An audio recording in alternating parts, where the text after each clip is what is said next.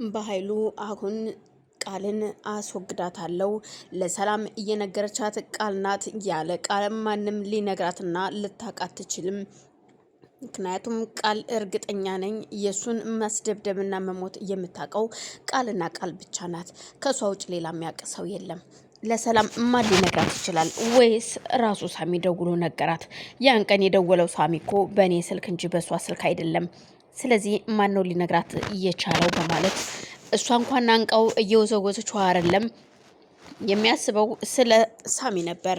ስለዚህ ሳሚን እንዴት አልገደሉትም? እነዚህ ውሾችም ቢሆን ሸውደውኛል።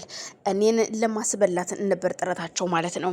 ስለዚህ አሁን ሳሚ ካልሞተ መቼም አይለቀኝም። እንዲህ በቀላሉ የሚፋታኝ ሰው አይደለም። የራሴ እህትም ይኸው ጨክናብኛለች። ምን ማድረግ እንዳለብኝ አላቅም። ግን ቃልን ማግኘት እንዳለበትና ከቃል ጋር መነጋገር እንዳለበት ያስባል።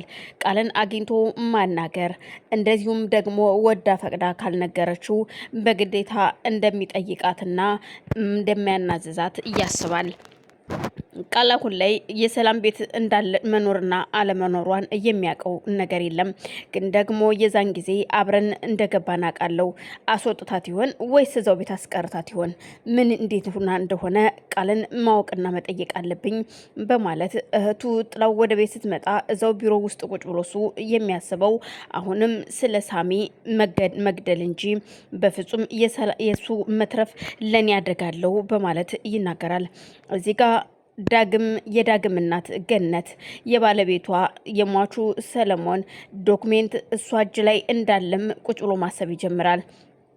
ነገሮች አሁን ላይ ተዘበራርቀውብኛል። ውጥንቅጣቸው ጠፍቷል። ማለትም የገነት ጓደኛም ብትሆን ያንን ዶክሜንት ልታመጣልኝ አትችልም። ምክንያቱም ያ ጨካኝ የሆነ ልጅ እዛ ቤት ነው ያለው። እሷ ወደዛ ቤት ገብታ ዶክሜንት ልትፈልግ ብትል ድንገት ቢያገኛት ማናዘዘሽ ማልኮሽ ነው በማለት እርግጠኛ ነኝ ሲያናዝዛት እሷም ማን እንደላካት ልትናገር ትችላለች። ስለዚህ ምን ማድረግ አለብኝ? የሰለሞን ዶክሜንት ከኔ ለህይወቴ አደጋለው። ያንን ዶክሜንት ደግሞ ማግኘት ግድ ይለኛል። አሁን ሰላምን በቃ የመጨረሻ ከሰላም ጋር ተለያይተናል ማለት ነው። የዚህን ያክል እንደዚህ ሰው ማስደብደብና ማስገደልን ካወቀች በፍጹም ሰላም ሰው ስለማታደርገኝ አታቀርበኝም። ካልሆነ ደግሞ እሷንም ቢሆን አስወግዳታለሁ። ግን ደግሞ ሰላም አሁን ከተወገደችና ከሞተች ምንም አይነት ነገር አላገኝም ከሰላም ላይ። ይሄን ሁሉ ነገር የማደርገው የሷን ንብረት ለማግኘት ነው። ግን ደግሞ የሷ በህይወት መኖር ደግሞ ያስፈልገኛል። ግን ምን ማድረግ እንዳለብኝ አላቅም። ሰላም እያበደች ወደ ቤቷ ስትመለስ ግን ደግሞ ምን ማድረግ እንዳለብኝ ይሄ የኔ ወንድም አይደለም። አዎ አሁን እውነቱ ተገልጿል። ምክንያቱም ለዛ ነበረ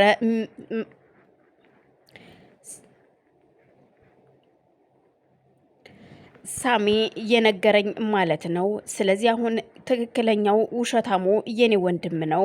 ወንድሜ ለገንዘብ ብሎ እንደቀረበኝ አሁን ነው ገና ይገባኝ። ቃልም ልጅ አይደለችም። ለዛ ነው እያንዳንዶቹ ጥፋቶቿ እያስመሰለችና እየተቅለሰለሰች ቀረበችኝ። የሆነ ነገር አጥፍታ እንኳን ስናገራት ሄድልሻለሁ እንጂ እሺ እናቴ ይቅርታ እንኳን ብላ የማታቅ የተረገመች አረመኔ ጨካኝ የሆነችው ለካ ከሱ ጋር ተነጋግረው ስለመጡ ነው በማለት መንገድ ላይ እንደ እብድ ብቻዋን እያወራች ነበር የምትሄደው። ብሌን ገነት ደውላላት ወደ ቤት እንድትመጣና ለደቂቃዎች እንደምትፈልጋት ትነግራታለች። ብሌንም ቀጠሮ እንዳለባት ብትነግራትም ግን ደግሞ ገነት አሁኑኑ እንደምትፈልጋትና ለደቂቃ ነው አላስቆይሽም ትላታለች። ብሌንም እሺ ግን እኔ እኮ በጧት ስልኩን ያነሳውልሽ የቀጠረኝ ሰው እየደወለልኝ መስሎኝ ነው። በጣም የሚሄድበት ኢምፖርታንት የሆነ ቀጠሮ አለኝ ስትላት ምንም ችግር የለውም አላቆይሽም የኔ ልጅ ነይና ደርሰሽ ትመለሻለሽ ትላታለች። እሺ በማለት ብሌንም መጣው ገና እየተነሳው ነው በማለት ከእንቅልፏ ተነስታ ልብሷን ቀያይራ ተጣጥባ ነበረ ወደ ገነት ቤት ለመሄድ የተዘጋጀችው። ገነት ቤት ለመሄድ ስትዘጋጅ ገነት እያደረገችው ማታ እንደዛ ስትሳቅና ስትጫወት ስታጎርሳቸው ስታበላቸው ያመሸችው ልጆቿን ለሊት በእንቅልፍ ልባቸው የሆነ የእንቅልፍ መድኃኒት አድርጋበት ስለነበረ ምግቡ ላይ ሁለቱ አብረው እንዲያድሩ ታደርጋቸዋለች። ይህ ሁሉ የገነት ሴራ እንጂ እውነት ዳግም የሚያውቀው ነገር የለም። ገነት ይህንን ነገር እያደረገችው ምክንያቱም ቃልና ዳግም አንድ ላይ ካደሩ ሁለቱን አንድ ላይ እያሉ ልጄን አምጥቼ አሳያትና ከዛ ሁለቱ እንዲለያዩ አደርጋለሁ። ከዛም በእህትና በወንድምነት ብቻ እንዲቀጥሉ ነው የምፈልገው የሚለው ነገር አይምሯ ላይ ተቀርጿል። ዳግምና ቃልም በማያውቁት ነገር ሁለቱ አንድ ላይ እንዲተኙ ታደርጋቸዋለች። ብሌንም ተነስታ ለመምጣት ዝግጅት ላይ ነች። እሷ ስትመጣ ግን ገነት እዛ ቤት መገኘት አልፈለገችም። ምክንያቱም ራሷ በአይኗ አይታ የምታደርገውን ነገር አድርጋ ልትሄድ ትችላለች። እኔ እዚህ ከሆንኩኝ ግን ለምን እዚህ አንቺ ጋር ሆነሽ እንዴት እንደዚህ አይነት ችግር ተፈጠረ የሚባል ነገር ሊመጣ ይችላል። ስለዚህ ብሌን እኔን ማግኘት የለባትም። በአይኗ አይታ የምትወስነውን ውሳኔ ራሷን መወሰን አለባት። እኔ ሁለቱ ወንድማማቾች አብረው እንዲተኙ አልፈልግም፣ እንዲጋቡም ትዳር እንዲኖራቸው አልፈልግም ትላለች። ዳግም ግን እውነት ብሌን የገነት ልጅ ስላልሆንሽ የስጋ ልጇ ስላልሆነች እህቴ ስላልሆነች ብንጋባም ችግር የለውም ትላለች። ብሌንም የዳግምን ሀሳብ ብትቀበልም አዎ የስጋ እህትና ወንድም አይደለንም፣ ግን ደግሞ ገነት አሳድጋኛለች፣ እናቴ እማዬ አሳድጋኛለች፣ ልጇ ነኝ እኔ ልጄ፣ እናትሽ እናቴ ነች ብዬ አምኜ ተቀብያታለሁ።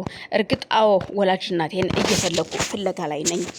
እዚህ ጋር ሳሚ እየሰጣትም ቀጠሮ ስለነበረ አዎ እናቴ፣ ስለዚህ እናት ብፈልግም ግን ያሳደገችኝ እናቴ ደግሞ እሷ ነች። ብዙ ነገር ያየሁት ከእሷ ጋር ነው። ብዙ ክፉንም ደጉንም ከእናቴ ጋር አይቻለሁ። ስለዚህ አሁን ማድረግ ያለብን ለገነት ስል እናቴ ገነት ከምትቀየም ዳግምን መራቅ ይኖርብኛል ብላ እያመነችው ከውስጧ ባይሆንም እንኳን ውስጧ ባይቆርጥላትም ግን ደግሞ ግዴታ ማድረግ አለብኝ ብላ አስባለች። እውነት ይህንን ነገር አሁን ዋሽቻት ነገ ከዳግም ጋር ብታየኝ እርግጠኛ ነኝ ዳግመኛ አታቀርበኝም። ስለዚህ ዳግምንም አምነ ተቀበል፣ በቃ ይሄ እናትህ ያለችው ንግግር ነው። አዎ እኔ እናንተ ወንድምና እህት ነን።